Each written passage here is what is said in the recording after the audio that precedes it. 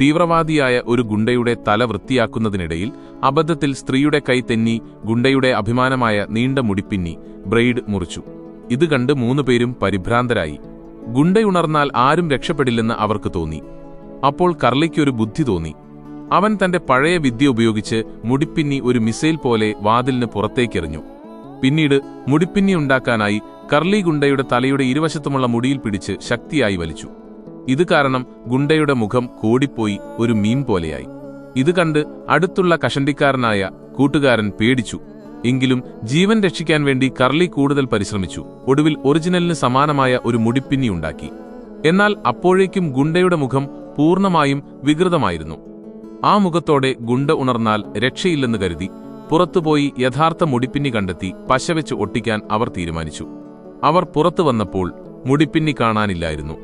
എന്തു ചെയ്യണമെന്ന് കർലിക്കറിയില്ലായിരുന്നു. അപ്പോഴാണ് ഒരു പ്ലാസ്റ്റിക് ബാഗുമായി ആ സ്ത്രീ തിരിച്ചെത്തിയത്.